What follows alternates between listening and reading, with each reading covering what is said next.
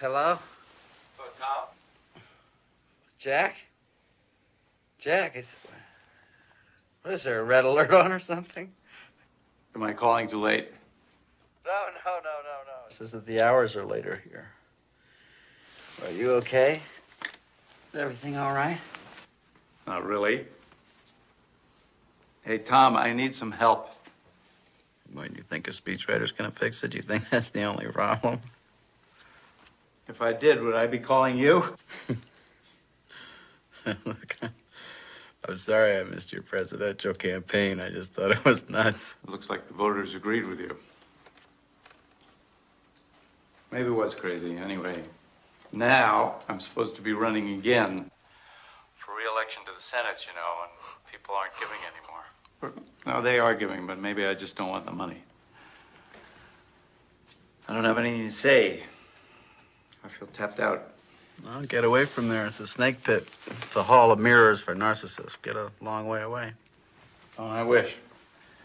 But it's impossible right now. No, come on. It's always like that. That's always part of the problem. Are you offering me a place? Yeah, sure. You could come over here. Come on over. May not be the White House, but, you know, at least here you're wanted. I'm so glad I came here. I shouldn't have invited him.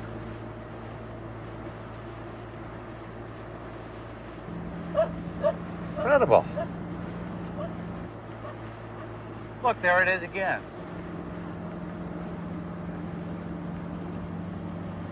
The Middle Ages got left behind on this rock. Time just moved on. There he goes again. I'm all right. Always enthused and always ready with the right words for all occasions, as if everyone was still waiting for his opinion, as if life itself was one giant press conference.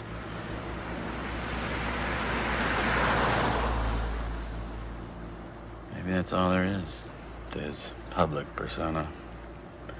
Maybe I've been fooling myself these last 20 years. Always looking for the real guy behind the facade. Maybe the facade is the real guy. This is amazing. Sure it is. Everything's always amazing to this guy. God, why am I bitching all the time? Maybe it's just a premonition that this trip's gonna be a disaster. I can't say that I need Jack's company at this time in my life. I'm residing quite contentedly in my own midlife crises. Thank you very much. This is about as far away from Washington as I could possibly get. Thank you. There he goes. That's why he irritates me, and that's why I love him too. The states, the whole shebang. Behind the innocence, there may be a calculating politician, but behind the politician, there's an innocent. He's still American enough. He doesn't lie well at all. He means it. You want to stop the car and get out and take a look around?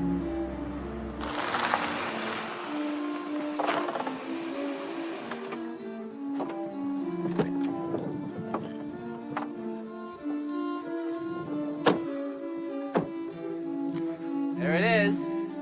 Mont Saint-Michel. What do you think? Beautiful. Yeah, you want to do something different? You want to walk over there? Walk across that swamp? Yeah, just like our ancestors did centuries and centuries and centuries and centuries ago. You're the one that wanted to do all the walking. Come on, let's go. Maybe your ancestors used to do this. But unless my mother likes me, I don't have a problem.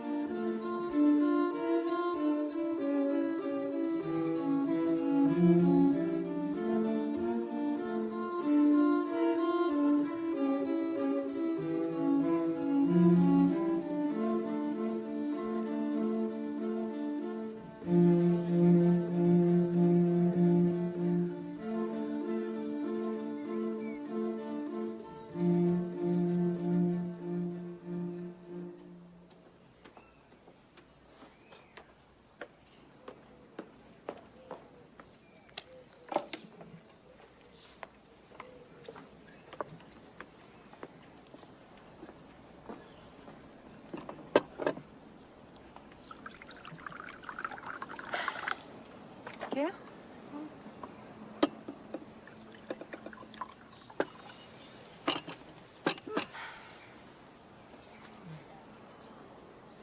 So are we gonna do something today? I thought I'd finish my book. But you always have a book to read. I'm bored. Where's Roman? I don't care what Roman is doing. You know, I wanted to do something with you. I shouldn't have come. I should have just done something with Dad. Come on, kid. You just stayed cooped up in this medieval island just reading your books. You know, you're not even aware of what's going on around you. You could be anywhere. It wouldn't even make a difference. You should just go out more, meet some people. Yeah, I will. I'm going. Bye.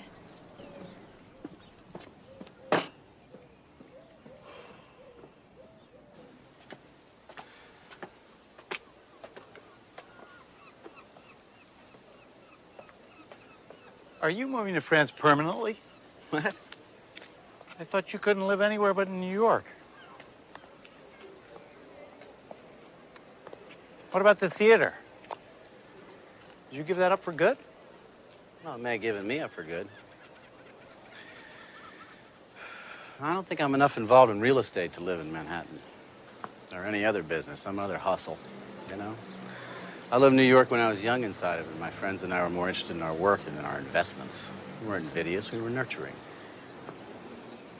And then, you know, alimony, the IRS, being denied the right to parent my own child, custody. They brought reality in, and hey, who needs it? You know, when Richard Nixon got on that chopper in 1972, I think the fight went out of all of us, didn't it? The big business took over and set the agenda, and boy, when you buy into big business, when you buy into that, man, you got to emancipate yourself from your morals, or you live a life of squeamishness.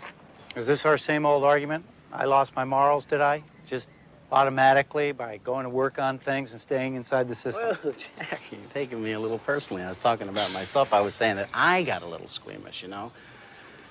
You know, I know a lot of people that work at a lot crasser jobs than you do, and they're happy, you know. They're happy, they're healthy, they're not depressed, they enjoy the material blessings. Me, I couldn't handle it. I couldn't stand it. I just couldn't.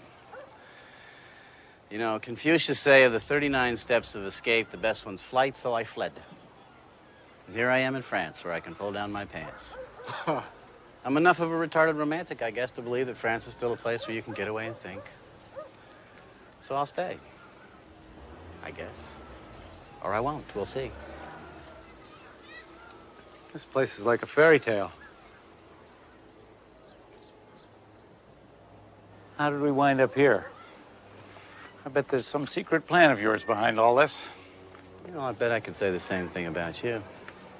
No, I just thought you might like to come here to discover that precious quality that the world so desperately lacks. Yeah. Vision. Perspective. Perspective, Jack. This is why the dead are placed in the middle of the town among the houses. Death is a part of life, not separate from it. But you will see there aren't enough graves for all the generations of Mont-Saint-Michelien, so every decade or so the bones are dug up so new bodies can be buried here. And since they believed you will need your bones again on Judgment Day, they placed them nearby in the charnel house. Oh, that's disgusting. I like cemeteries. And in the back there, in the church, there is a relic of a saint. What's a relic? Oh, maybe a shaving of the saint's fingernail or a scrap of the saint's teeth. Tell me, Jack, how do you expect to govern these people, That's a good question. You know, there was an Italian premier once, this was just before Mussolini, somebody asked him if it was difficult to govern Italians. He said, difficult to govern Italians? No, not difficult. Only useless. You didn't say that on the 6 o'clock news. No, but I thought it night and day. Maybe that's why I lost. Anyway, did they really think that their bones would keep until Judgment Day? Well, you got to remember that for them, Judgment Day was right around the corner. They expected it almost hourly. Just like us. I wouldn't say so. Judgment Day for us is different. Not exactly. I think Judgment Day for us is an interruption, a violation, a break in our concept of time. The bomb, the big one, you know? Judgment Day for them was kind of the ultimate day off, not the ultimate off day. They didn't have clocks. There wasn't any mechanical time. Time was season to season, dawn to dusk, Sabbath to Saint Day, and everything led towards Judgment Day. Judgment Day was the reason that everybody was alive in the first place. Judgment Day was a day of deliverance. It's kind of like, you know, Sunday when you get the times delivered. Time was sacred. They'd ring a bell in the morning, they'd ring a bell in the evening, and those moments would change a little, but basically, the rhythm of their era was so different from ours that I don't think that we could even imagine it.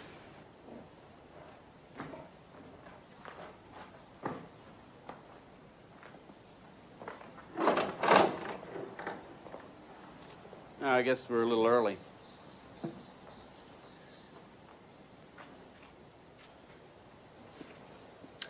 No saint stands alone. What? No saint stands alone. Every time I come here, these lines come to me, God knows from where. Sometimes it takes me weeks, even years, to figure out what the hell they mean. Did you ever read any of the books that I sent you? No, I'll tell you, not since you stopped thinking about coming back to help me with my speeches. Did you ever read any of the speeches I sent you? Oh, I tried. I mean, you know. The old attention span is not what it used to be. That's true, mine either. I don't have any attention anymore for anything that's not specific. Poetry just confuses me. Yeah, politics. Politics confuses everybody. Including its practitioners. But I know what no saint stands alone means. Oh, yeah? What? It's the essence of my profession. Because between every politician and his own point of view, there's always 3 fat cats, 2 CAC lobbyists, half a dozen microphones. No man is an island. Entire of itself, every man is a piece of the continent, a part of the main. Therefore, never send to know for whom the bell tolls. It tolls for thee.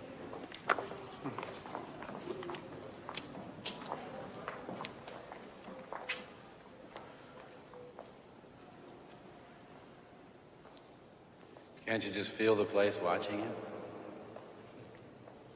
Yeah, it makes you feel pretty small. Yeah, it was supposed to.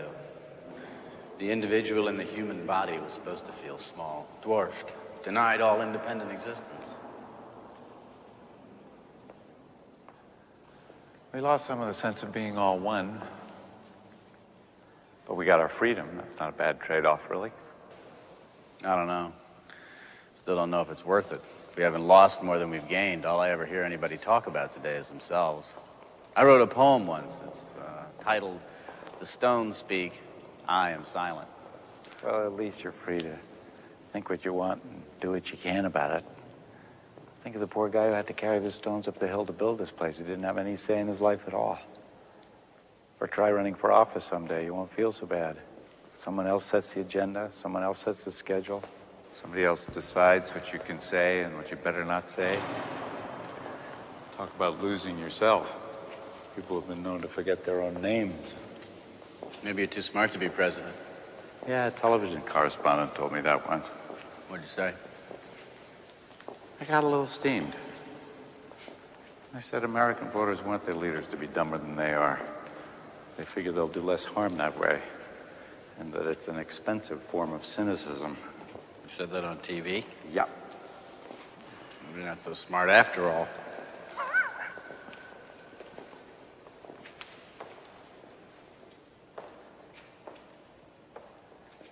You go through here.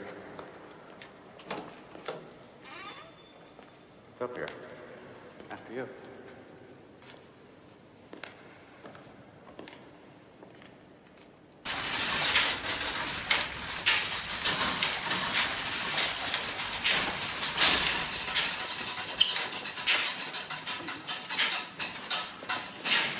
Look at this, look at this, look at this. This thing has been functioning for hundreds of years. Since before the beginning of modern times. Yeah, but this is different from the kind of time you were talking about before. Sunrise to sunset, Sabbath to Sabbath, isn't it? This is mechanical time, isn't it? You bet it is, you bet. I sometimes think that this clock, this machine, is what constitutes humanity's first real break from the world of nature. Wouldn't you say so? Hello? The clock did much more than that. It became the model of the cosmos. And then they mistook the model for the real thing. People got the idea that nature was just a giant clock, not a living organism, but a machine. That's exactly what I've been trying to tell this lunkhead. Exactly, word for word. Maybe you recognize him. Jack Edwards? And you're? Sonia Hoffman. I think I've heard your name somewhere. Yeah, maybe in a couple of hundred news broadcasts. He was a candidate for the U.S. presidency in the primaries. Oh, I vaguely remember. See, I'm not a voter. Most Americans don't vote either. I do know who you are. Me? You know who I am? I doubt it. You're Thomas Harriman, the poet. Well, yes, I am, but wait a minute. Let me get this straight. You recognize me, a poet whose latest work sold all of 12,000 copies, but you do not recognize this gentleman who was a presidential candidate in America? My God, woman, what's happened to your values? What do you do? I'm a scientist, and we do occasionally read poetry. As a matter of fact, I'm doing a lot of it these days. I'm on a sort of sabbatical. I'm an ex-physicist, an ex-American resident, an ex-voter. Ex-wife? This is very upsetting. Why don't intelligent people like yourself bother to vote? Well, forgive me, you politicians make it so hard.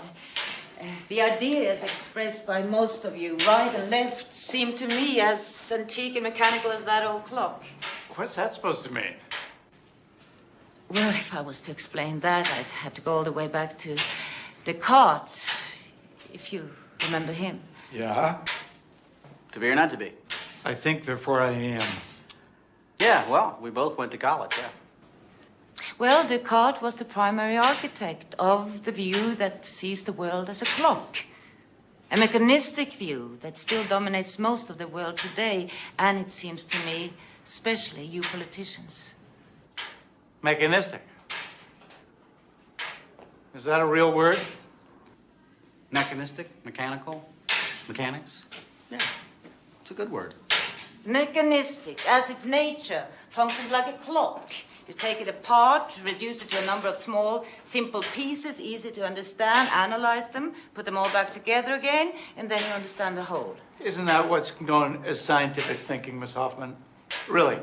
What you call the mechanistic view, isn't that what the scientific method's all about? Is it? Well, I don't think so, but I'd like to kind of hear from the physicist, Jack. All right, I'm sorry. Please continue. Well, you're right in a way, Mr. Jack. Call me Jack. Okay, Jack, you are right in a sense. But it wasn't always so, not before Descartes. When he introduced such thinking, it amounted to a revolutionary break with the church. He said, I don't need the Pope to tell me how the world functions. I can find that out for myself. Because to me, the world is just a machine. And then he became fascinated with clockworks and made the clock into a central metaphor. He said, I consider the human body as nothing but a machine. A healthy man is like a well-made clock. A sick man is like an ill-made clock. Well, the metaphor seems a little clumsy now, but it worked, didn't it? Yes, so successfully that scientists came to believe that all living things, plants, animals, us, are nothing but machines. And that's the fallacy. It carried over into everything, arts, politics. I don't know, it seems to me that most people don't even remember who Descartes was. I'm sorry, I guess I just don't follow you. But he'd like to. If you could just break it down into 30-second media bites, that's more what he's used to. Very funny. All right, what is it that I don't recognize? What's so bad about Descartes? But there's nothing bad about Descartes. In fact, I think Descartes is wonderful. He was a godsend to the 17th century. But times have changed since then. We need a new way of understanding life. That pendulum, for example, has long since been replaced by a tiny quartz crystal. And these magnificent hand-forged wheels turned into a microchip the size of my thumbnail. That's how far modern science has left mechanistic thinking behind. But you politicians, you seem to have that clockwork still ticking in your head.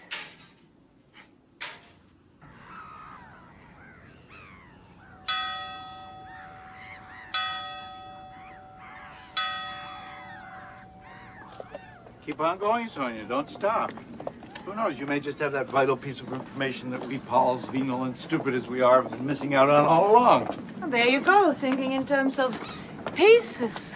Pieces are all we get of the picture, only fragments. Come on, give me some examples. Well, let's take the population problem, for example. You can't solve it by looking at different forms of birth control in isolation. Research has proven again and again that the most effective form of birth control is not a pill. It's economic and social gains, which will reduce the desire for large families. That's true.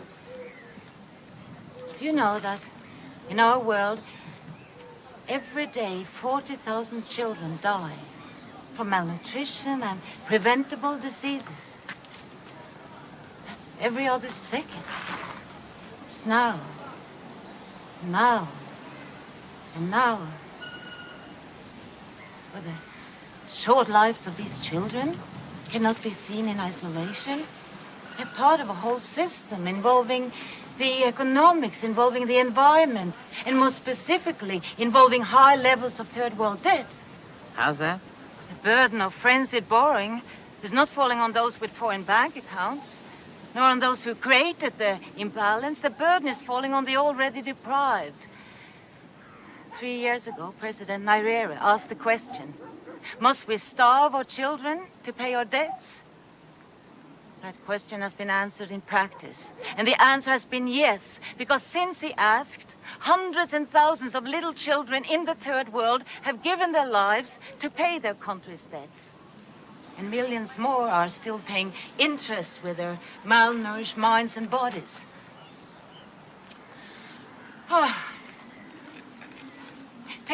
Brazil.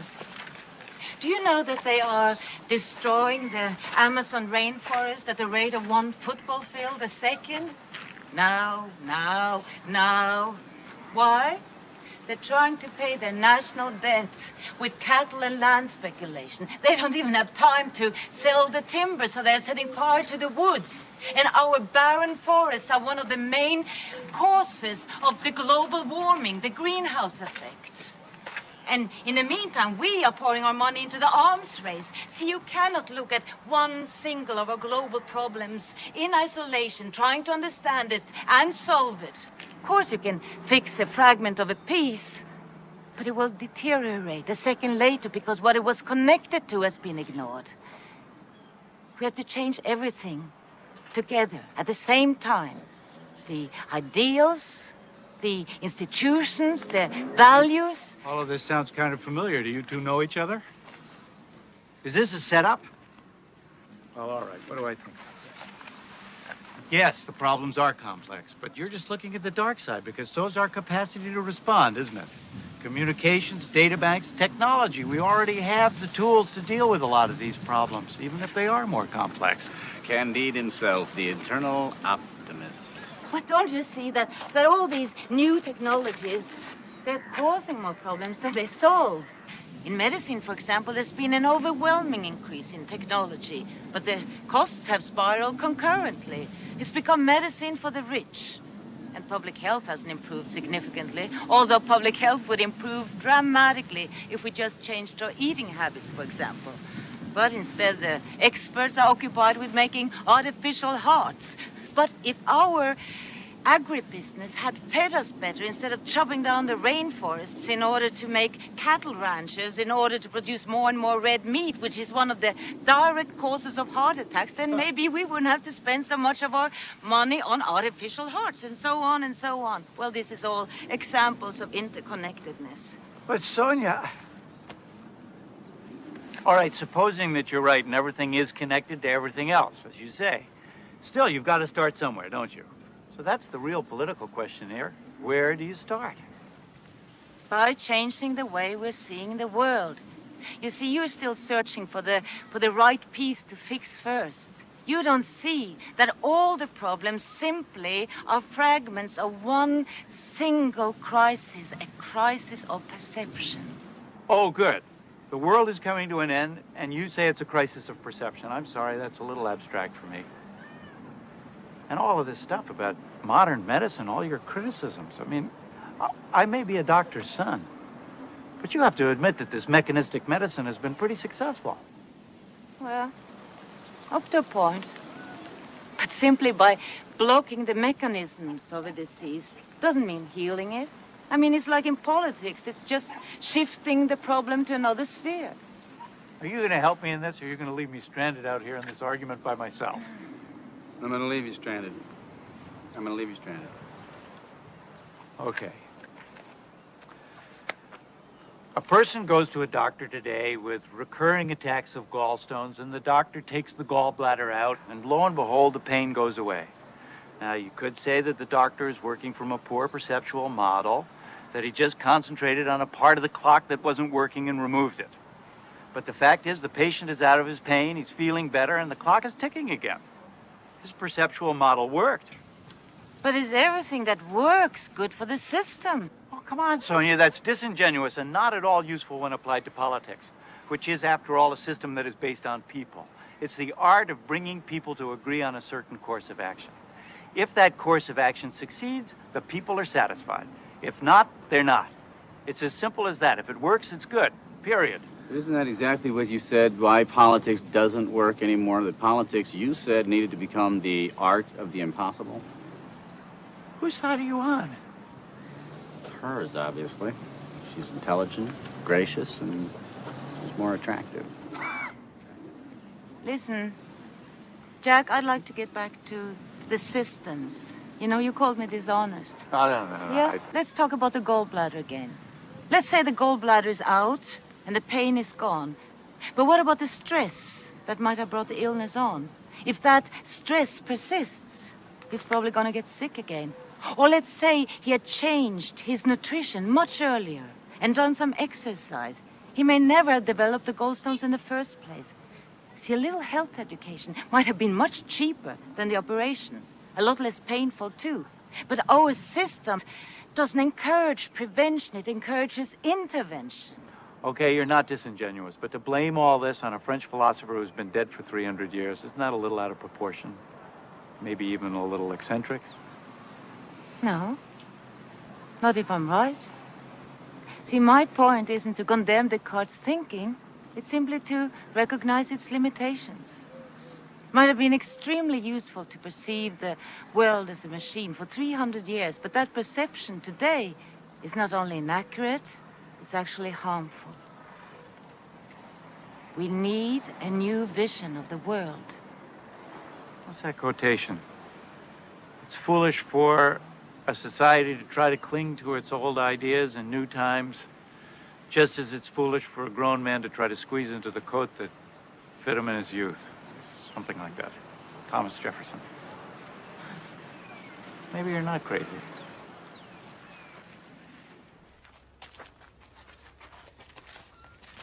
I don't know, Sonia.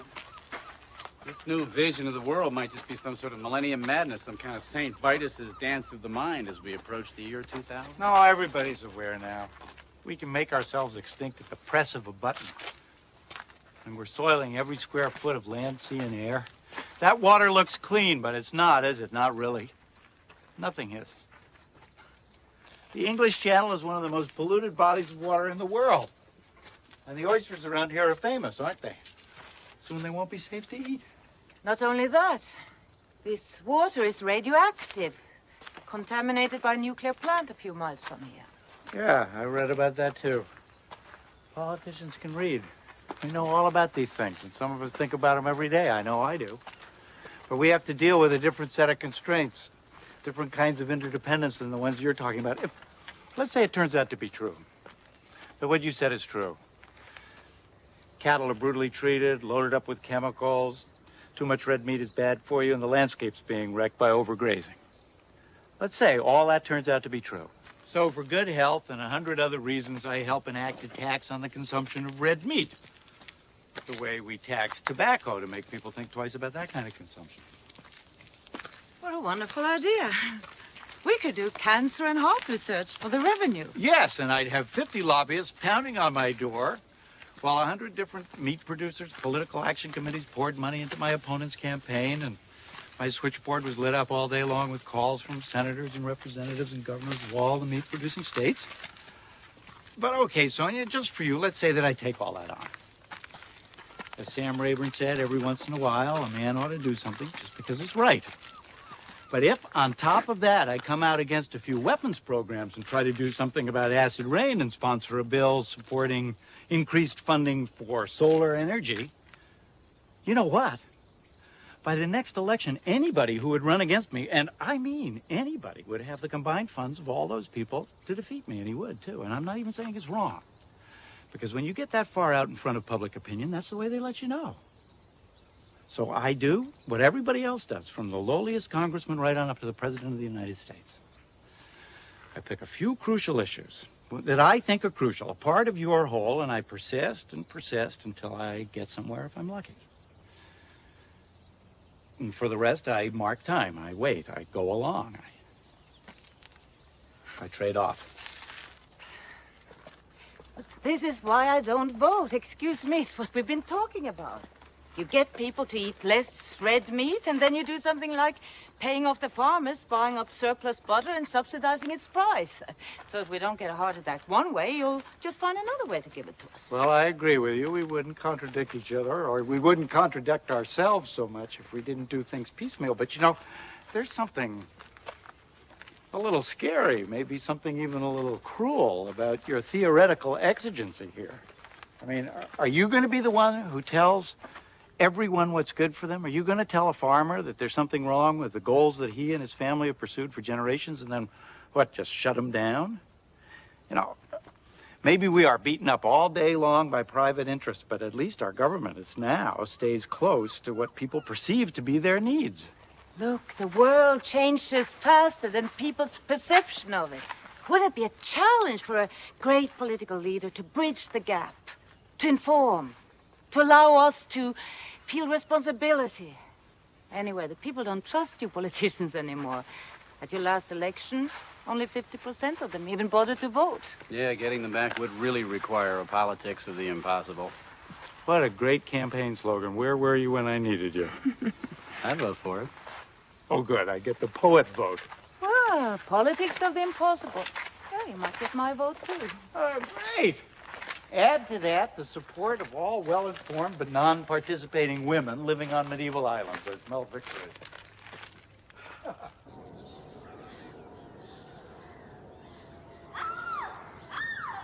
C'est génial, on est chez Freddy ici. Ouais, c'est hein? génial, on va faire une fête. Ah, fais plus fort. Ouais, ça va. Dans ça, il arrive, vite, viens.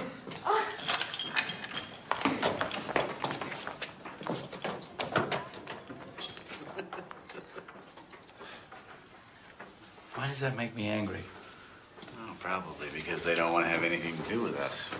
They don't believe in us. There isn't really any reason why they should, Jack, except their own eventual aging. Nah, I don't even notice where they are. They think this is the movies, but this room is absolutely contemporary. Everybody's got a torture chamber now. They don't even notice. Are you going to say this is part of your crisis of perception, too?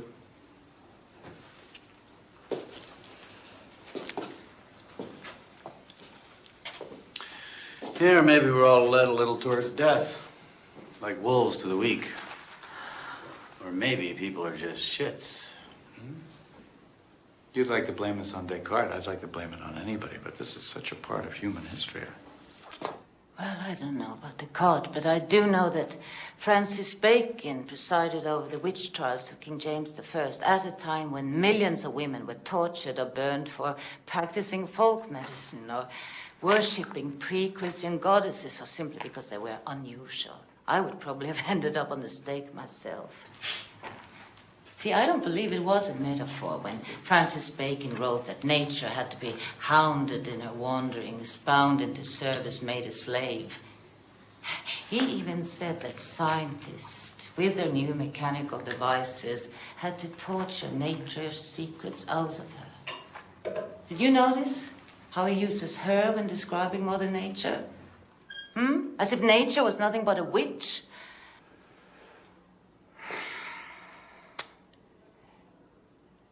Yes. It's actually fair to say that this room represents a crisis of perception. But this room was here for a long time before Descartes and Bacon. Violence goes on no matter how mankind understands the world, doesn't it? And exploitation. Of course, we'd all like to think it would be different if we saw things differently. But hasn't modern science, technology, business done exactly what Francis Bacon preached? Tortured our planet. Didn't we just implement the old patriarchal idea about man dominating all? I don't know, Sonia. Let me be the devil's advocate here for a minute. How much have we really tortured and hounded the planet? I mean, you could say not much compared to what the ice ages did to the world, for example. And who says that nature can't cope? We're all scared to death about the disappearing ozone layer, but we only started studying ozone levels about 10 years ago. It could be that these so-called holes in the atmosphere have been appearing and then disappearing again since the beginning of time. Couldn't it? Could be that nature has a healing mechanism that we don't even know about. It could be that this hysteria about ultraviolet rays is nothing more than that, just hysteria. That's exactly what he said about the German forests only a few years ago. And look at them now. More than half of the trees in the Black Forest are dying. We can't explain it away any longer. We simply cannot take the risk. And right here around this island, the tides are slowing down. Maybe because of silt building up from garbage being dumped in the bay or from the overuse of fertilizers. Lakes can die, entire oceans become polluted. Topsoil, forests, water, poisoned, dead. Things can change so fast. In the hands of man, nature becomes fragile. Rain becomes acid. I agree with everything you said, but why this patriarchal fixation, I mean, in Salem, those women witches were betrayed by other women. Phyllis Schlafly, a woman, has written that God's greatest gift to mankind is the atom bomb. I mean, these are women. Why can't you just say what's patriarchal is what's evil in both men and women and let it go at that? There's plenty of that to go around. Unless, of course, you happen to believe that these women were brainwashed by men like Patty Hearst. Why are you so scornful? Look, there are two great principles functioning in this entire living world. The male principle, pick the adjective, the aggressive, dominating, whatever, and the female principle, nurturing, caretaking, gentle, whatever. What I am saying is that these two principles may have been in a rough balance, but now the men, and yes, I do think it is the men, have created the tools, the weapons, both intellectually and physically, to bring these two principles way out of balance. We have been placing mechanistic tools in the hands of power-oriented patriarchal people. I'm saying you men are out of control now. And I, you, we all, we are the victims. So what's the risk? What's wrong with giving the female principle an opportunity? And I say, let's get out of this room. It's having a torturous effect on our relationship.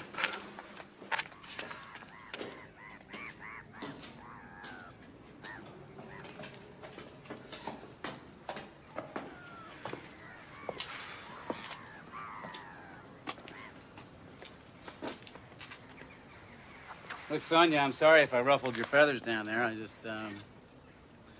you know, I'm a failed husband, so I'm a little too sensitive about all that stuff. I'm also a starving poet and a bad teacher. And Jack here is another midlife casualty, except that his wife is still around. I don't know, maybe there's a connection in there somewhere for you. What do you do? I mean, what brings you to this far out and remote place? Well, let's see, I'm a scientist, still, even though I'm on a semi-permanent sabbatical. How come? I got tired of seeing my work fed to the U.S. Defense Department. I'm a physicist, the only woman in my graduate department, the first in Norway doing quantum field theory. My specialty was lasers. At that time, the challenge was to design lasers of ever shorter wavelengths. The shorter the wavelength, the more powerful the laser. Our ultimate goal was to create an X-ray laser. And one day, I hit upon an unusual idea, which, as it turned out, led to a major advance in that X-ray laser. Well, when you do something like that, science treats you very well.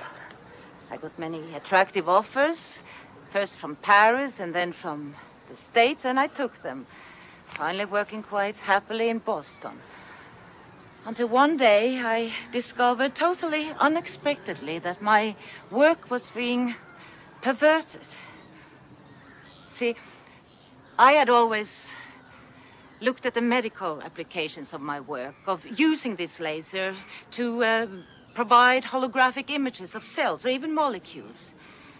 It could have helped us solve so many puzzles, even the formation of cancer cells.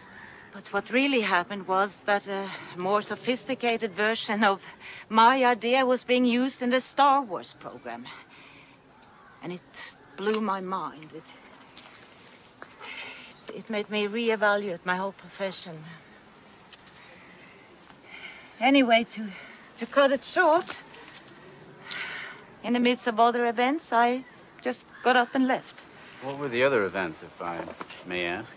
Experiences not all that different from yours, I suppose. I left Boston, and eventually I came here. I just came one day from Paris, and the place took hold of me. I kept coming back. Well, there were weeks here when the storms chased the tourists away, and I had this place all to myself. I started to look at how my special knowledge of subatomic physics relates to the way I perceive the world at large. And I don't know, but I think that I have something to say after my time here. I don't know yet if it will fit into a coherent whole, but this is what I think about when I take my morning walks, which today, for some reason, brought me to you two. See, every morning I walk across the island, regardless of the weather, trying to understand its other language. The stones speak, and I am silent. Something like that, yes. That's from a poem, isn't it? Well, maybe. I don't know, you know. Do you ever write down any of your thoughts? Oh, yes, all the time. I'd like to combine my notes into a book and call it ecological thinking, as opposed to Cartesian thinking. Cartesian? Yeah, Descartes wrote in Latin. His Latin name was Cartesius, hence Cartesian. Really? I thought it meant map-like, like a map. No, you didn't. You thought it meant like a la carte. Yes, like a menu. Then his name would have been Menusian. I'd like to offer this ecological way of thinking as a new way of looking at things. Help us overcome this crisis of perception. See, what I found here is that to think in an ecological way simply makes more sense of everything. It gives me a much firmer grasp of reality. It gives me strength. Knowledge is power? Yes, but in the sense of personal empowerment, not that old male urge for power over others. Descartes' evil empire again? Descartes had a dream. It was really Isaac Newton who made that dream come true, who transformed it into scientific theory, into power. They got us keep from single vision and Newton's sleep. William Blake. I'm very impressed. No, you two would have a lot in common. You'd have a lot to talk about. He was writing in poetry 200 years ago what you're saying today in prose. He hated Newton. He hated the concept of single vision. He dedicated his entire life to making art that denied single vision. Of course, the people of his time thought he was a crank. Whereas they revered Newton almost as a god. By reducing all physical phenomena to the motion of material particles, the motion caused by the force of gravity, he was able to describe the exact effect of gravity on any object with precise mathematical equations. We call it Newton's laws of motion. Really the great achievement of 17th century science. You mean all that stuff that I slept through in high school, like any good poet, all that square root of the hypotenuse divided by a pinch of magnesium, all that stuff? Well, in the right hands, or should I say, aroused minds, these equations seem to work beautifully.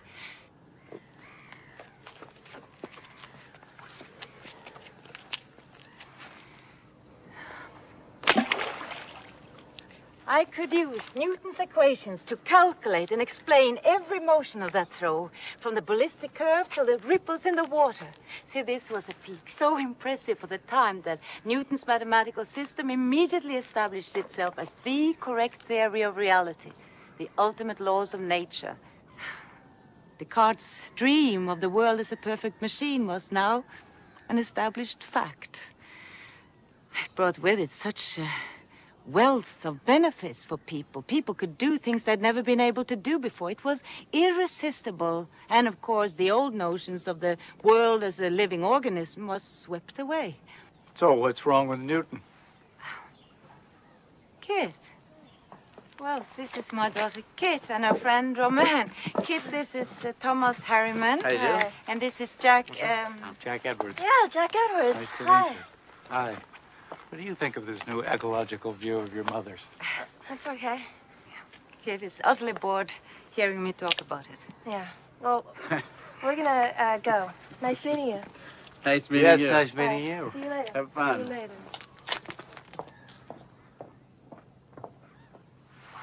Oh, so she's living here with you? No, she's in her first year in college. She's on a break. But right now, yes, I think she's utterly bored living here with me. I understand that. I have two of my own. Yeah, I have one. You know, it's no accident that Turner painted light when he did, or that light became the inspiration of the Impressionists. The nature of light became an obsession with the physicists, too. See, none of them could visualize how the light of the sun reached the earth. Why? What is the nature of light? To understand the nature of light, you have to know what matter is made of. I thought it was made of atoms. What's an atom? Well, Newton thought it was small, solid particles.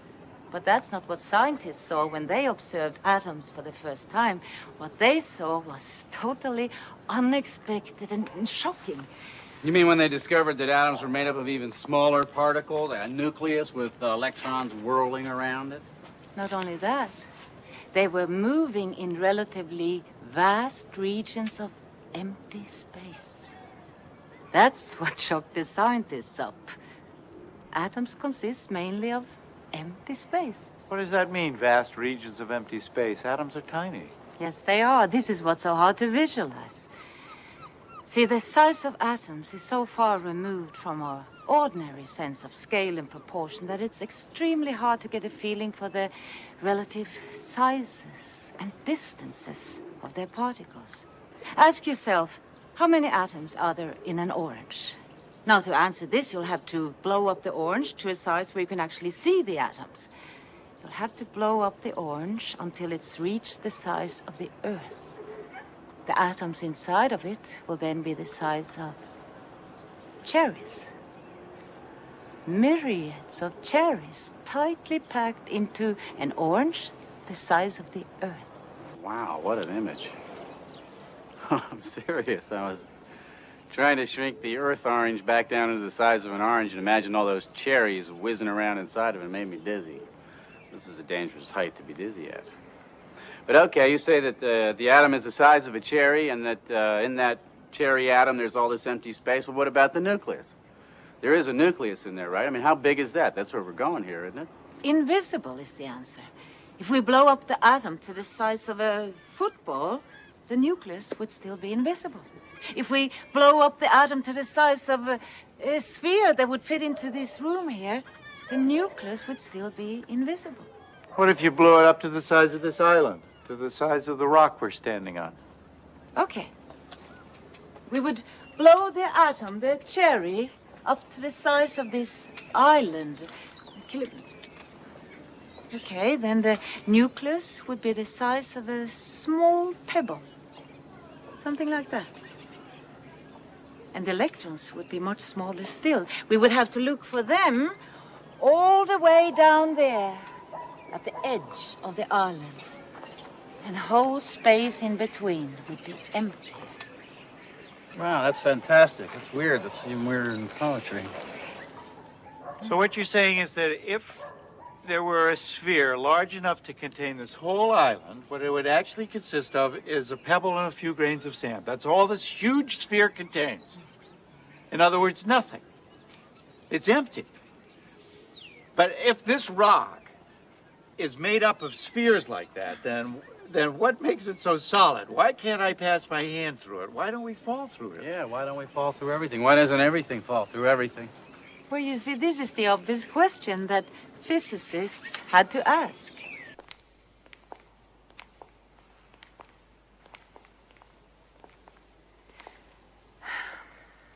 Now remember that all the Newtonian concepts were based on things that could actually be seen, or at least visualized. But what they were now finding in this strange and unexpected world were concepts that could no longer be visualized. And when they went on battling with this absurd phenomena of atomic physics, they were forced to admit to themselves that they didn't have a language, not even an adequate way of thinking to describe their new discoveries. They were forced to think in entirely new ways in terms of radically new concepts.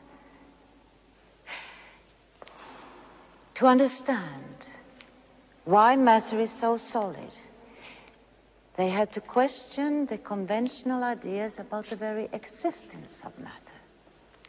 And after many frustrating years, they were forced to admit that matter does not exist with certainty in definite places, but rather shows tendencies to exist. Tendency? What the hell does that mean? Now, let's say we want to observe an electron out there. Now, we cannot say that it is in a definite place. We can rather say it has a tendency to be out there in the front rather than in the back. Or here to the left rather than over there to the right. In scientific language, we actually don't speak about tendencies, we speak about probabilities. I seem to remember voting for a bill in the Senate that gave some physicists a lot of money for a detector that they said would tell them exactly where an electron is. Were we being gypped? Not at all. The strange thing is that when you actually make a measurement of the electron, it is in a definite place. But between measurements, you cannot say that it is in a definite place, or that it has traveled a definite path from one place to another. You mean when you want to measure it, it just sort of shows up? Yeah. Oh, kind of like out-of-work actors or presidential candidates like Jack Edwards. What do you think? What do you think? Hey, tough guy. Yeah. My knees hurt. Okay, let me get this straight. You measure it and the electron is there.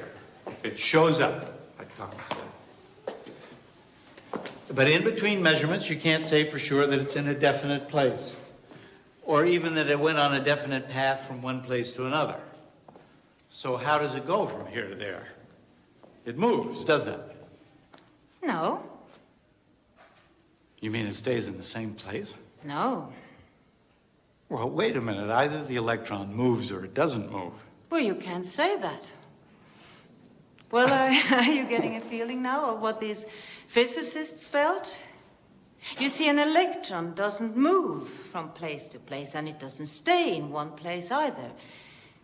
It manifests itself as probability patterns spread out in space. And the shape of these probability patterns changes with time, something which might seem like movement to human perception.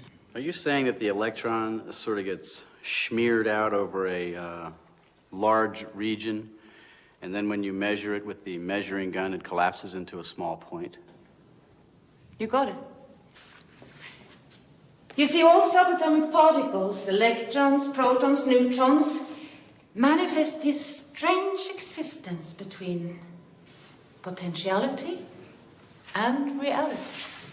So at the subatomic level, there are no solid objects. No, they are not.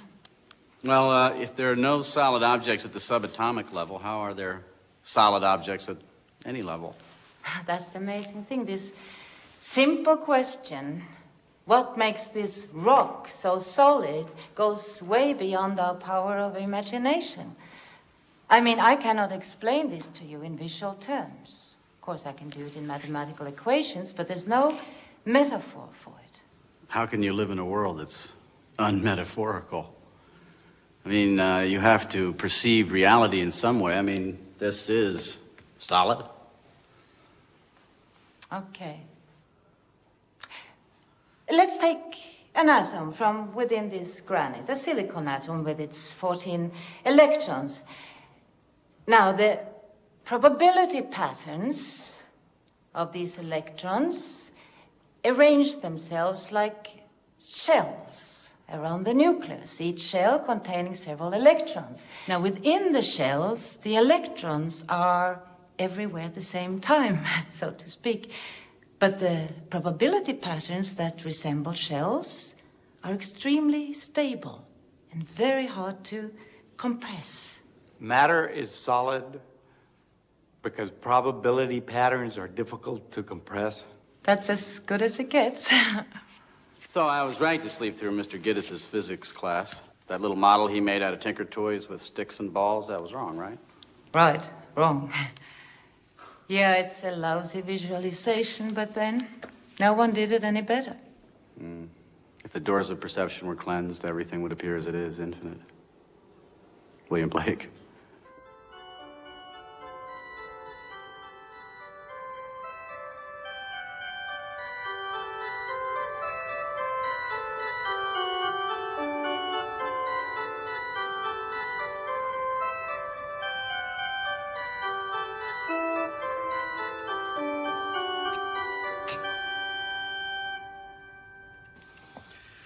So, Sonia, life's a bunch of probability patterns running around.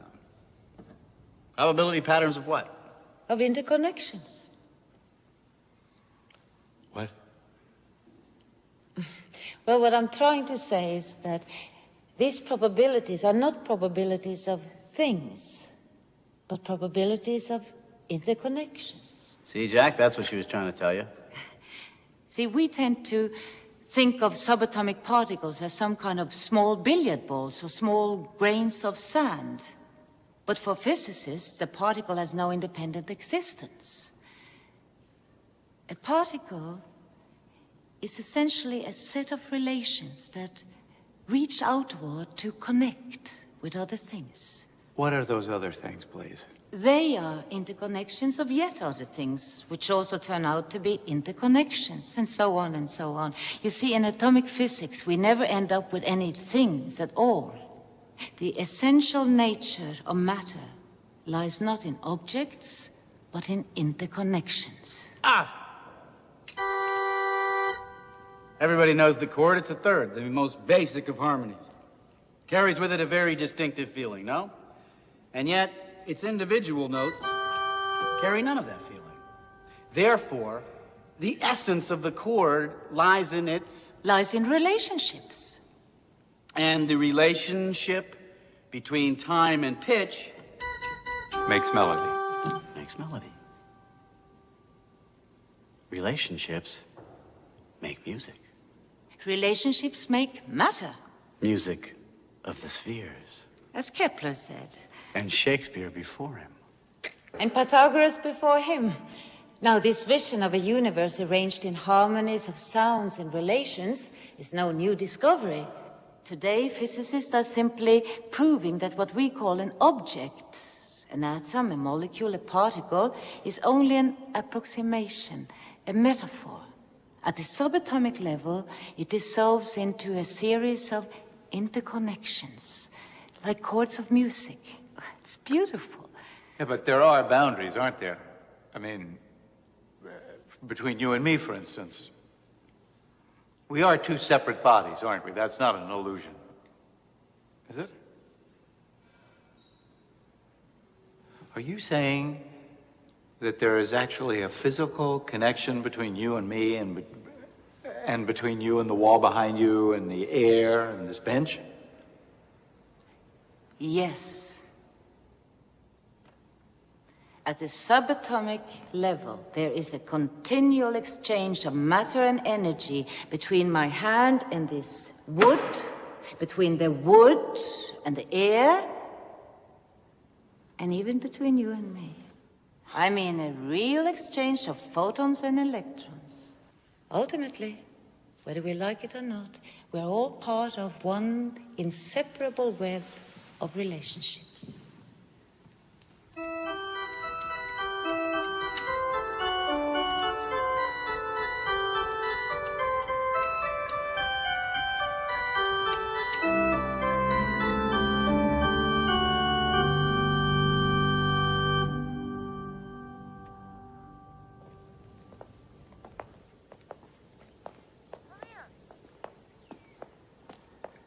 How does all this explain light?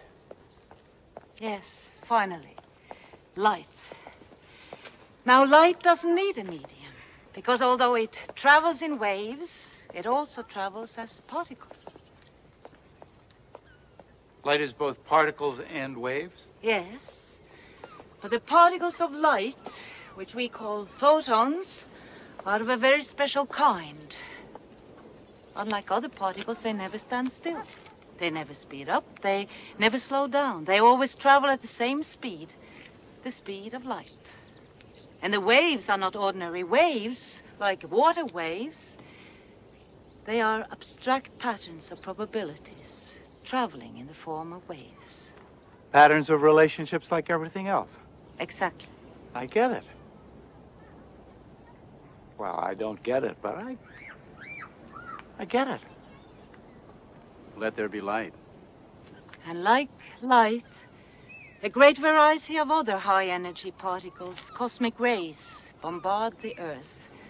All these particles colliding with the air, creating more particles, interacting further, creating and destroying more particles. And we are in the middle of this cosmic dance of creation and destruction, all of us, all the time. Shiva Nataraj. I beg your pardon? Shiva Nataraj, the Hindu god of dance. The Hindus believe that Shiva's dance sustains the universe, that Shiva's dance is the universe. The ceaseless flow of energy going through a multiplicity of patterns, dissolving into one another. That's physics. No, that's poetry. That's wonderful. No, really, that's great. But I hope this doesn't bother anybody. What do you do with it? What's it for? Well, you don't do anything with it, I don't think. You just think about it, contemplate it. Are you guys hungry? I'm hungry. Let's go get something to eat.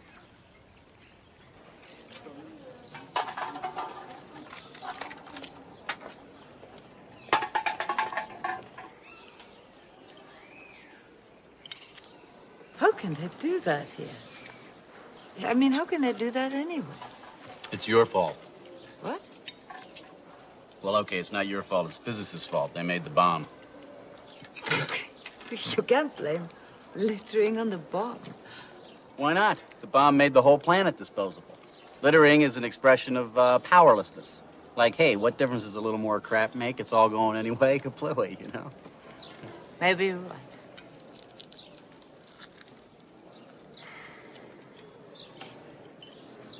You know, I visited Hiroshima 10 years ago. I went to the museums. I saw the photographs of devastation. I went to the Peace Park, looked at all the monuments. Statue of a mother with a baby.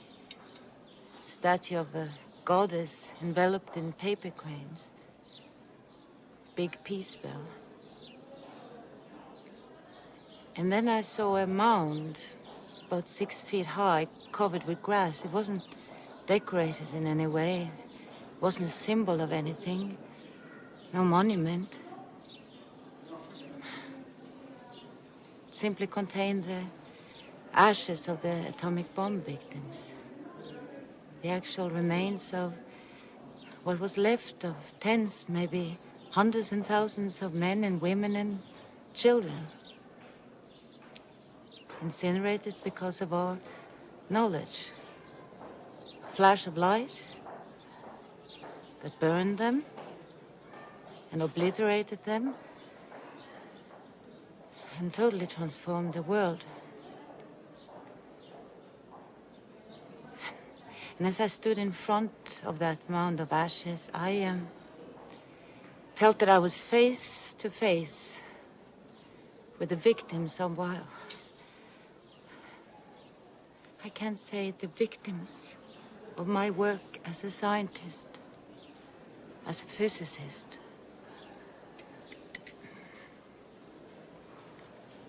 I cried.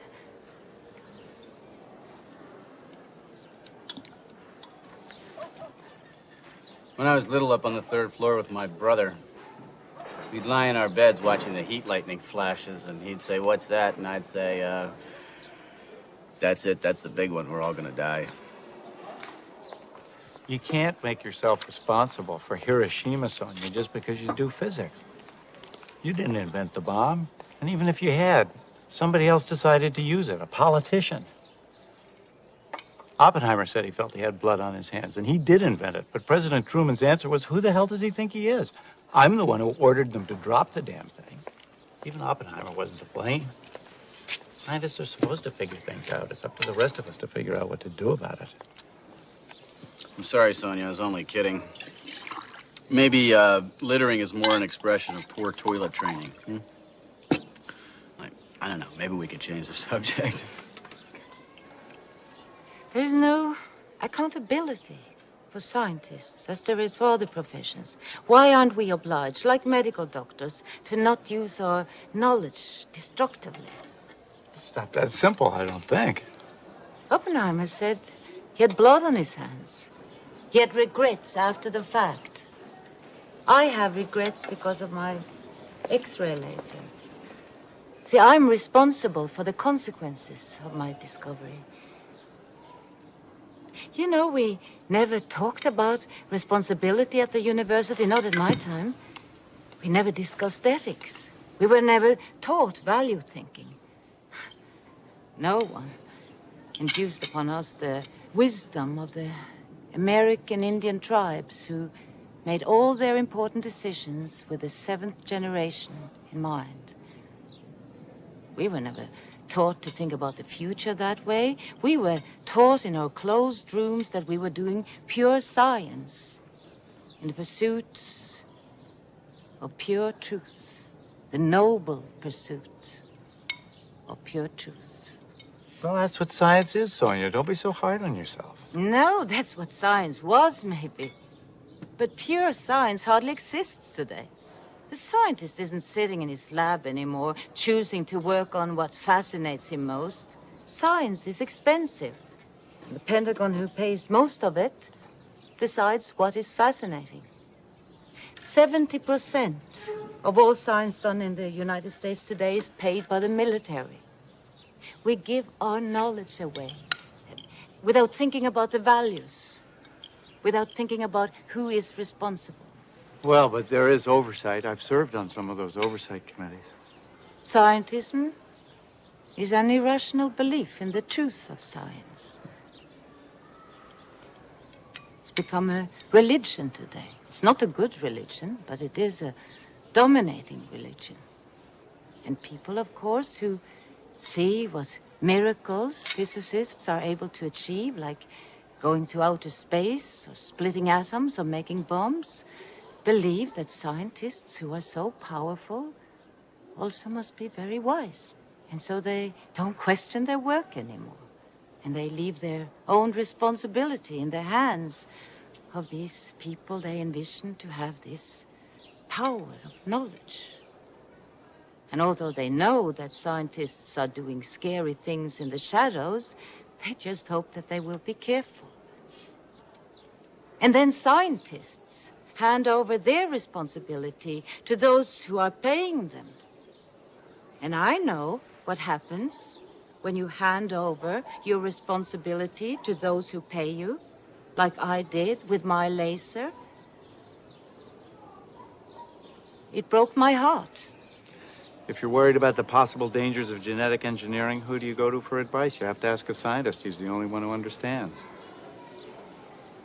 And you pretty much have to take his word for it, too, because often you don't know even what questions to ask. Science should welcome your questions, because science itself should question everything.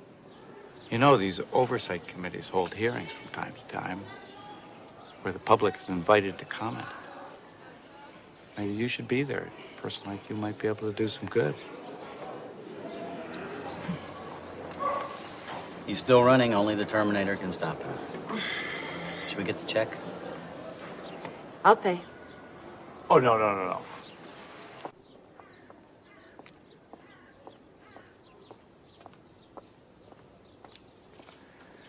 1968, Chicago, Democratic Convention.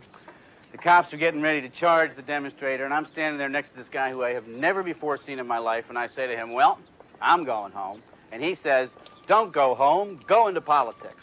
And like a fool, I listened to him. That guy was Jack, who is today a conservative Democrat, whatever the hell that is. I was working for a delegate. I wasn't even a demonstrator. I was just trying to get into the hall.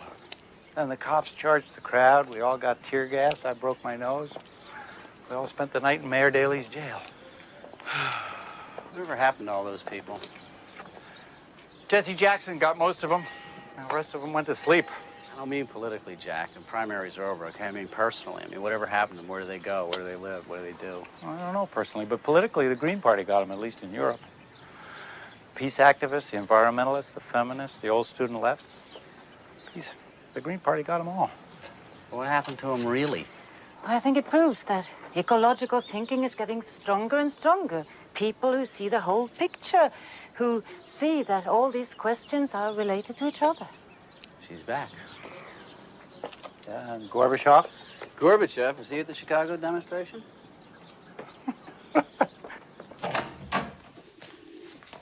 Mom, I thought you were with those men. Yeah, they're out there. Hello, Mom. Bonjour, madame.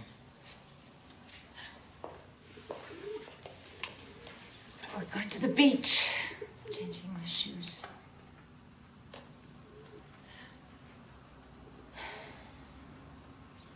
What's the trouble?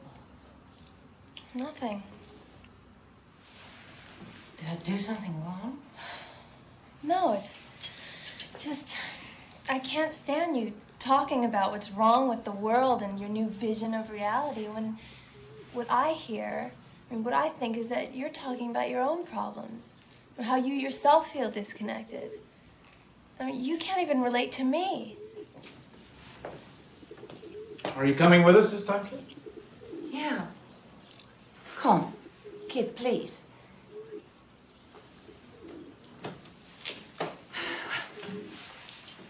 Do you mind if I go? No. Mom, I like Jack. Be real with him. Don't bore him to death. Kid, he's a married man. It could do you some good.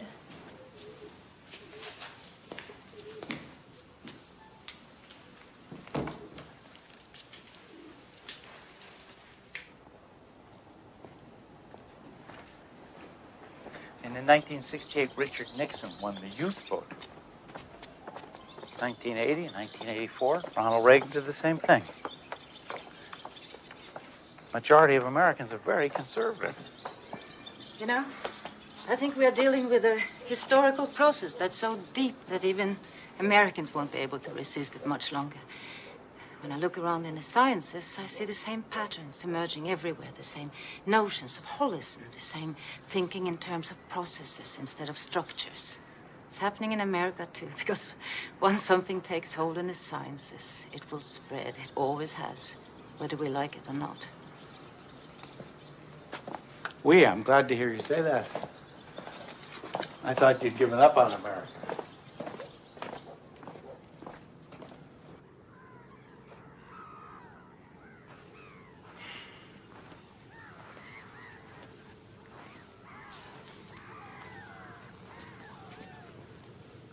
What's wrong with him? The color has probably caught him. He's a poet. He's got a license to be moody. It's taken him miles from his home, but it's kept him free. So, I sometimes think he can change his thoughts, his point of view about anything, anytime he wants. If he meets someone like you who sees things in a completely new way, he's totally free to go along with it. And should you succeed in really changing his views and win him over, you can be sure he'd sit right down and put those new ideas into a play or a poem. And people would admire him for his flexibility. And you feel constrained by your constituency. Yeah, kind of. They want me to be the good old conservative Democrat they voted for. And basically, that's what I am. Anyway, I'm supposed to represent them. It's not all up to me. It's supposed to be the will of the people that sets the course, and the government that finds the means, the best way to give the folks what they want. Of course, it's all a mess right now. The problems are so complex. There's so much crossover from one problem to another. It's hard for people to even begin to think about them.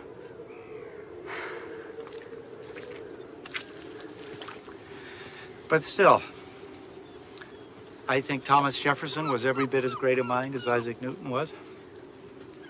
I doubt if there's been a better form of government anywhere in history ever.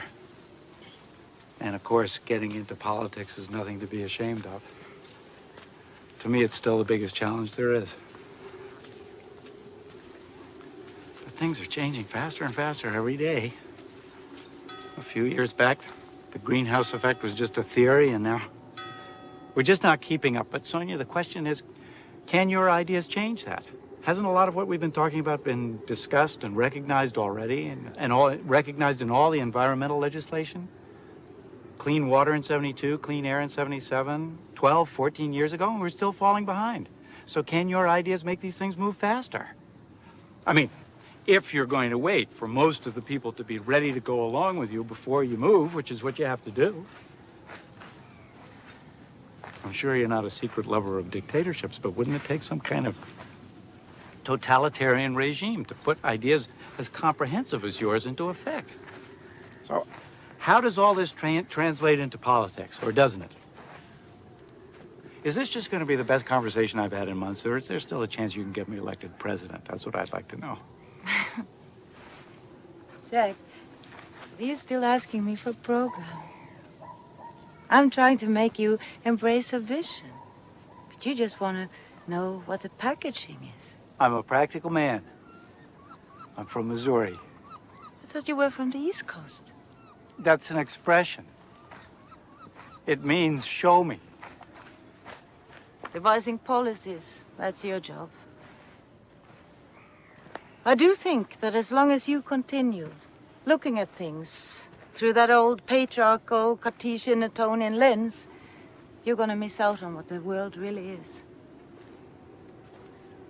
You, we, all of us, we need a new vision of the world, and we need a more comprehensive, more inclusive science to support us. There is a new theory emerging now, which places all the ecological concepts we've been talking about into one coherent scientific framework. We call it systems theory. The theory of living systems. Living systems? Mm-hmm. All living organisms, as well as social systems and ecosystems. See, this theory would help us get a much firmer grasp on the sciences that deal with life. Are these all your own ideas, or do other people share them? I mean, has this been applied in the sciences anywhere? Am I a crank? It's okay, Senator. This is real science. And many scientists, including some Nobel laureates, have been working on these ideas. Prigozhin, Bateson, Maturana, just to mention a few. Yes, it is science, but of a new kind. Instead of concentrating on basic building blocks, the systems view concentrates on principles of organization. Instead of cutting things to pieces, it looks at the living system as a whole. How can you think usefully about things in this holistic way? That's what I don't see. You can contemplate them, you can look at them, as Thomas says. But if you want to do something, if you want to get into specifics, by definition, don't you have to take things apart? How can you talk usefully about a tree without talking about its roots or its leaves or its bark? Well, I could, without even naming the parts you mentioned. Well, a Cartesian would look at a tree and conceptually take it to pieces. But then he would never really understand the nature of the tree. A systems thinker would look at a tree and see the seasonal exchange between tree and earth, earth and sky. Would see the annual cycle, which really is one big breath the earth takes through its forests, providing us with oxygen, a breath of life, linking the earth with the sky and us with the universe. A systems thinker would look at the tree and see the life of the tree only in relation to the life of the whole forest. Would see the tree as a habitat for birds, a home for insects. But if you look at a tree and try to understand it as something separate, you will be bewildered by the millions of fruits it's producing in its lifetime, because only 1 or 2 trees will grow from those fruits. So if you look at the tree and see it as a member of a larger living system, that abundance of fruits will make sense, because hundreds upon hundreds of forest animals and birds will survive because of them. Interdependence. And the tree cannot survive on its own either. To draw water from the ground, it needs the fungus that grows at the tip of each root. And the fungus needs the root to survive, and the root needs the fungus. If one dies, the other dies. And there are millions of relationships like this in our world, each depending on each other for life. The systems theory recognizes this web of relationships as the essence of all living things. Only the uninformed would call such a notion naive or romantic, because this dependency we all share is a scientific fact. A web of relationships. Yes, but this time it is the web of life itself. The theory of living systems actually provides you with an outline of an answer to that eternal question, what is life? Okay, Sonia, let's hear it. What's life? Well, in system language, the answer would be the essence of life is self-organization. What's so funny? What is life, ma'am? Well, life is self-organizing. I mean, it's very nice. That's very, very, very, very, very, very nice. That's very nice, ma'am. That's very, very nice. That's very nice. Well, I don't know. It just sounds to me like something out of Alice in Wonderland. Maybe there's somebody down here that speaks your language. You ever watch me? Well, you know, as Merlin once said to King Arthur, don't dishonor your feast by rejecting what's come to it. Sit. What is life? Life is self-organized. Well, that's just extraordinary. Yes, it is. And it means something specific, too. It means that a living system is self-maintaining, self-renewing, self-transcending. What does self-maintaining mean? Well, it means that a living system, although depending on its environment, is not determined by it. Take the yellow fields of rye around this island. With all the rain here, those fields should be green all year round, but every summer they turn yellow. Why? Well, to use a metaphor, each plant remembers that it originated in the hot and dry climate of Southern Asia. It remembers, and not even a dramatically different climate can change its inner workings. Self-maintaining, self-organizing. I see. What about self-renewing? What does that mean? Take us.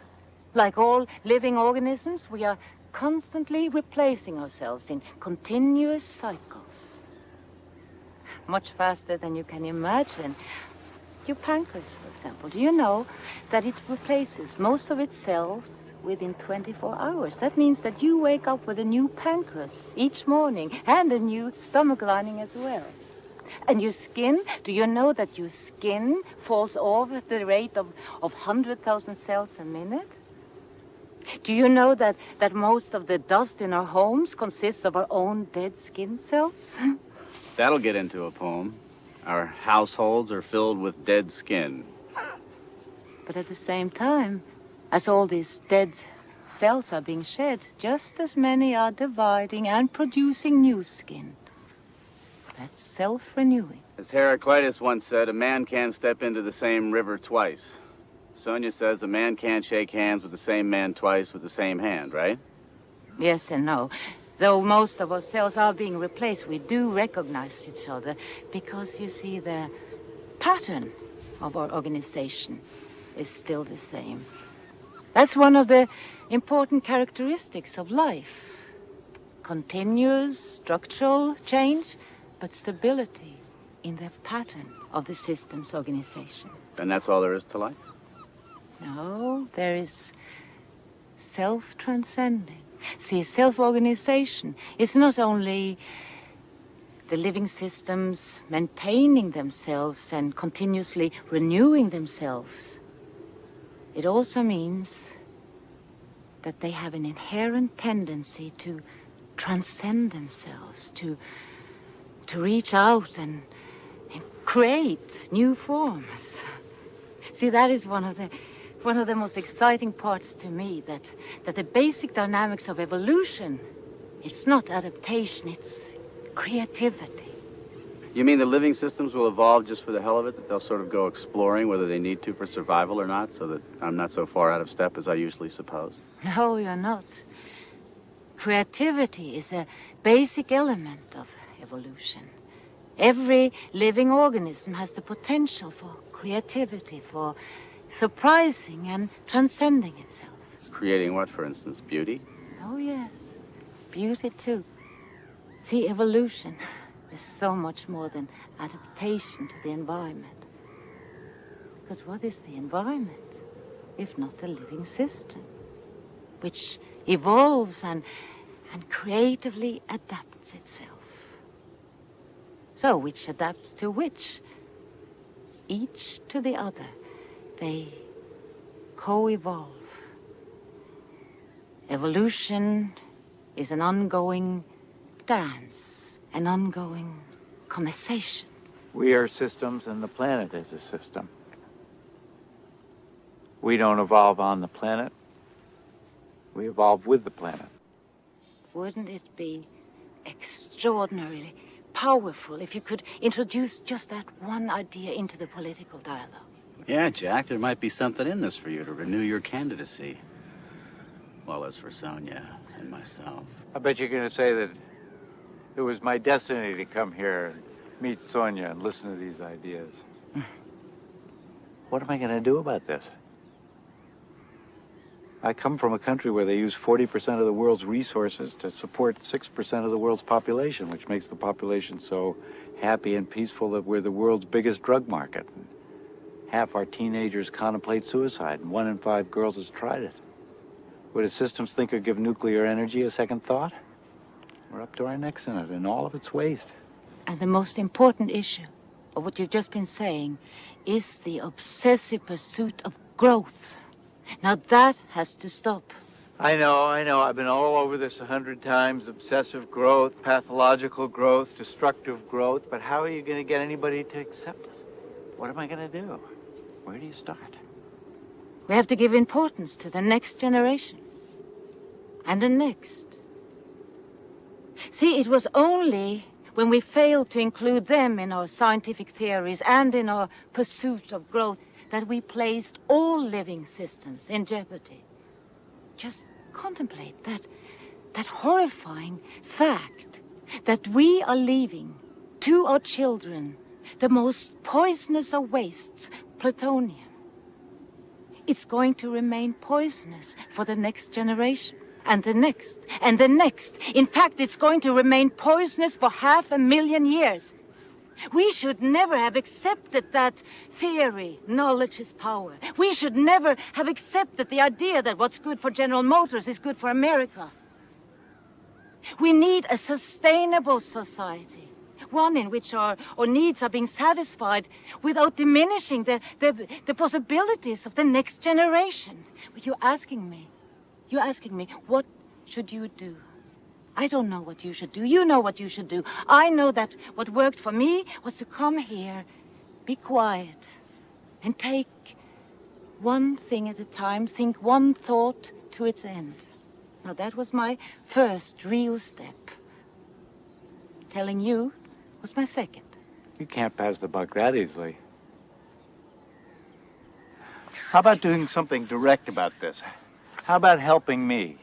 How about joining my staff? What do you mean? I don't know. Finding a way to get these ideas of yours into the political mainstream. You say it's urgent. You say the ideas are practical. I'll give you a chance to prove it. Of course, it'll be frustrating work. You'd have to watch a lot of lying and wheeling and dealing. You'd have to learn how to compromise, too. You'd have to get your hands dirty. Well, I get them dirty the way I want, here. In my ivory tower, where I can sit and think. Something that Jack, with his tenacious pursuit of the common good, not to mention his own career, just doesn't seem to understand how an individual can want to get away. A long, long way away. Thousands and thousands and thousands of miles away. So that you can have the luxury of being a voice crying in the wilderness instead of being one of many voices trying to be heard over the clamor. Believe me, I can appreciate being here. I can understand why that'd be nice. I see the pedestrian nature of political work, but look, if you're gonna say no, don't say anything. Just think it over.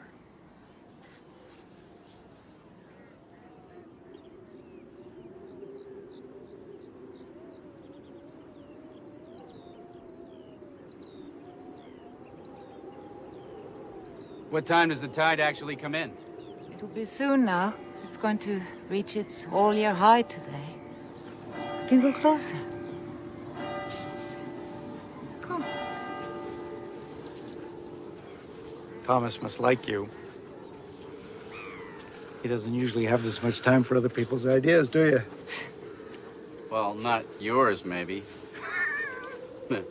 No. That's not nice. Yes, I like her. I like you. Yes. A lot of guts.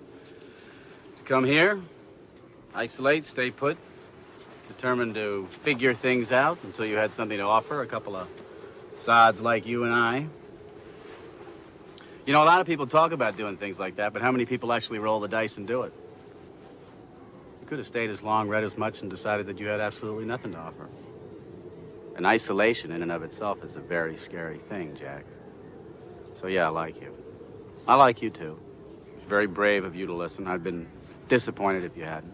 That would have bothered me, but you know, Jack, I'm not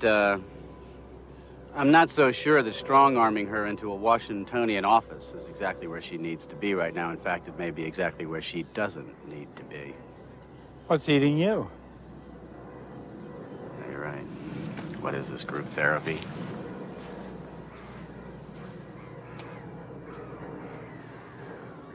All of this is covered in water when the tide comes in, isn't it?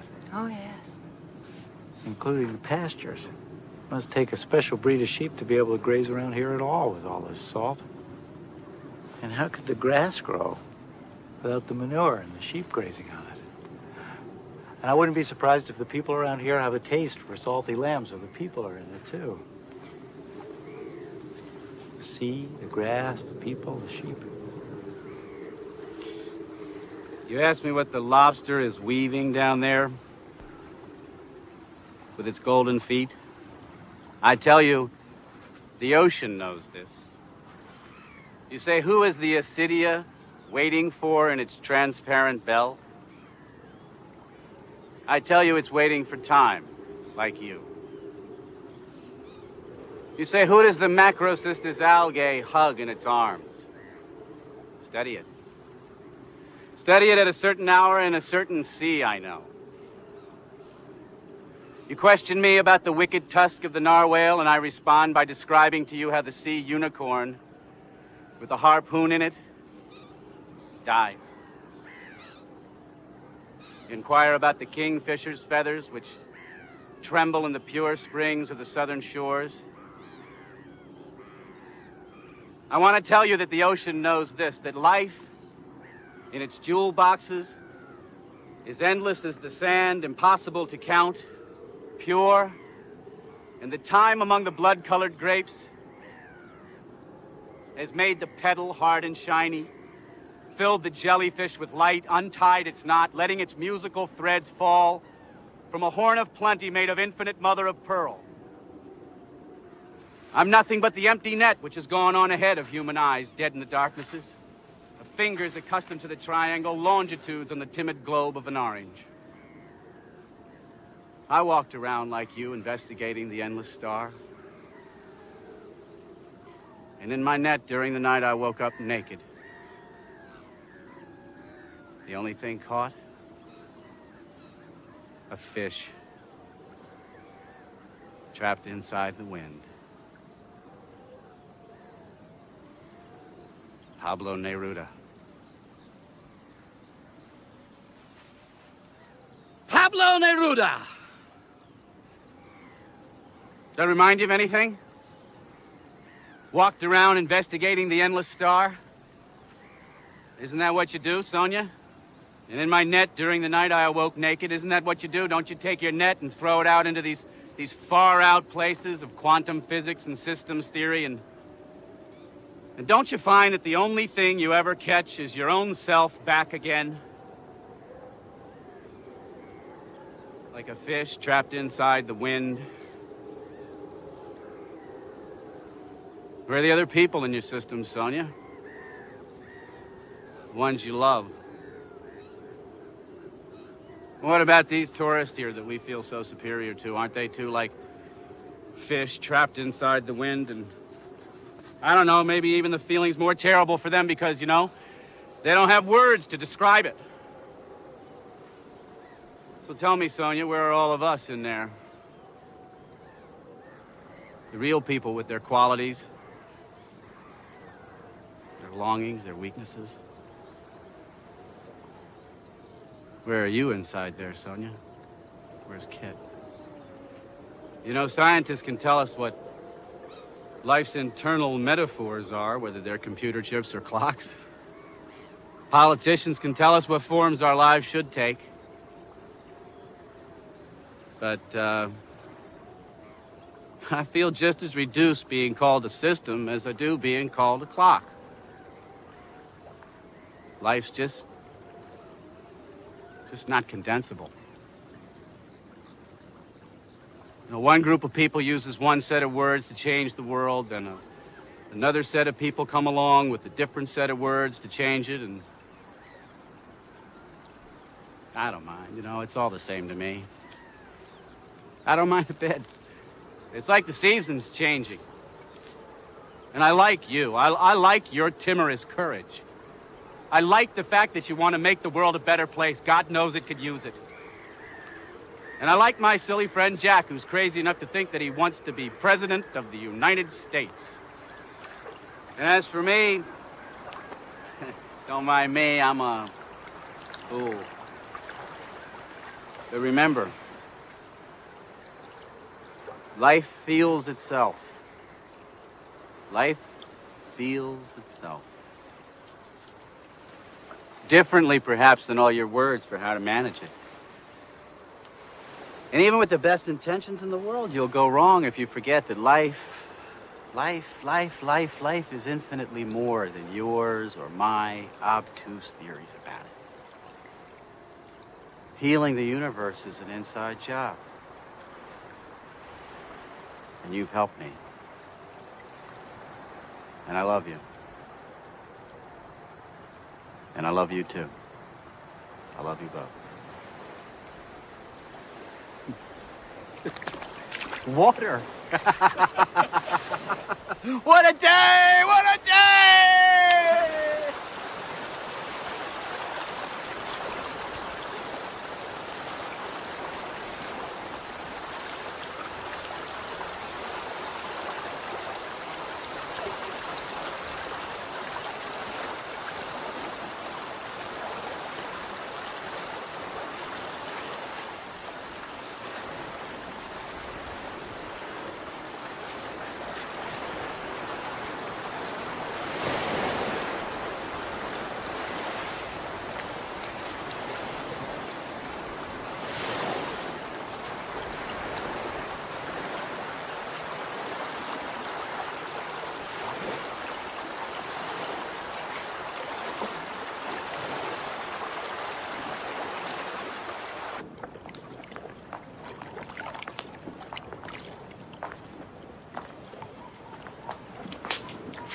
Well, if we're going to go, we better leave now. Well, why don't you just stay? I don't know, why don't you just come? Anyway, thanks. Thank you. Don't thank me. I love the day. I hate goodbyes. Maybe it's not goodbye. Please think about what I said. Let us know how the water rises. Does that matter? Of course it matters. Let it get all the way back to the line. Let it renew itself, right, Sonia? Maybe come to Paris to let me know. Or Washington. Or New York.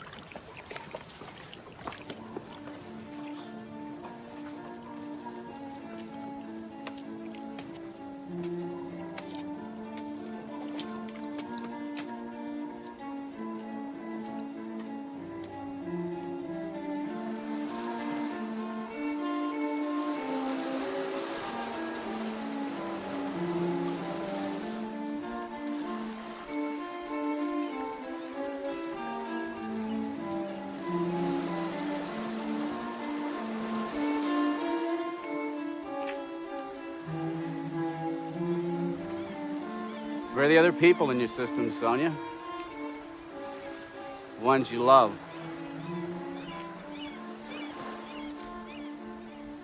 The real people with their qualities,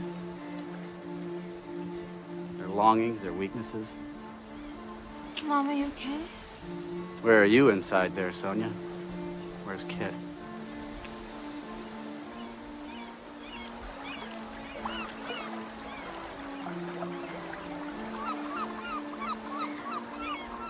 What are you thinking?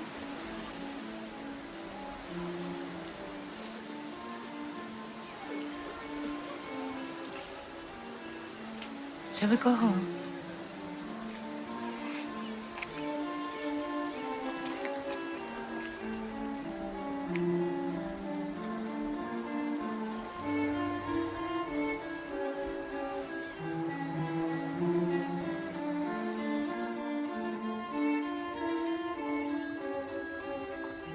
I feel like my long weekend in France is just coming to a close. Maybe I, too, am tired of being a stranger, being outside a language and environment which lived, which resonated inside me. Our emotional system, as she might say, needs a larger system to nurture it.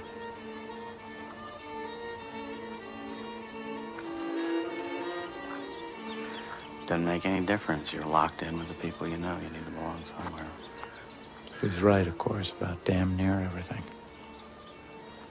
Even the parts I didn't understand felt right. So, should I just go with it? Is this one of those turning points?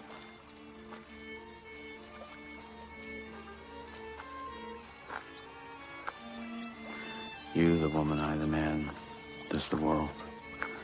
And each is the work of all.